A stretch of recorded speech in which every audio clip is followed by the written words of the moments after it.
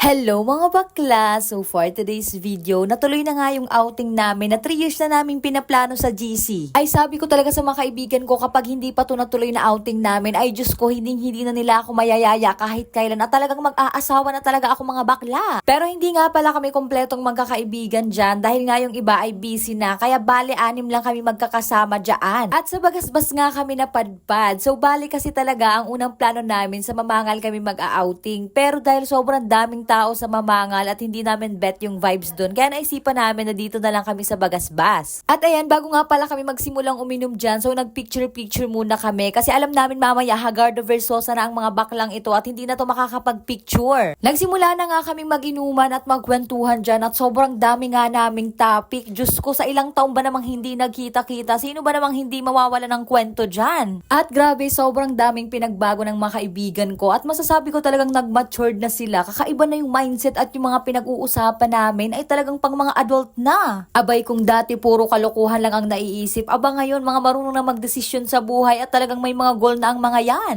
Parang feeling ko tuloy ako lang yung hindi nag-matured kasi hanggang ngayon wala pa rin akong kaseryosohan sa buhay at puro kalokohan pa din talagang naiisip ko. Grabe, sobrang bilis lang kasi talaga ng panahon. Parang sa isang iglap lang nasa point na kami ng buhay namin na kailangan na naming magseryoso at hindi puro pabebe na lang at kalokohan. At ayan, sobrang dami ko na namang sinasabi dyan. So bali, chill inuman nga lang pala kami dyan at for today's video, hindi kami nanira ng ibang tao. Grabe, feeling ko sobrang matured na talaga namin. Charis, napaka-OA. Napakasaya nga pala ng araw na yun mga bakla. Talagang sobrang dami ko na namang tawa dyan. Yung tipong hindi na ako makahinga ba. Alam ko matagal na namang panahon bago tumasundan, kaya talagang sinulit na namin yung pagkakataon na magkakasama kami dyan. At sana sa next outing namin, Diyos ko, nasa Boracay na sana kami or kaya sa El Nido, sa Siargao or sa La Union, di ba? Kaya talagang sana sumakses kaming lahat ng mga kaibigan ko kasi hindi na ako makapaghintay na mag-travel kaming magkakasama sa buong Pilipinas at kahit sa buong mundo pa yan.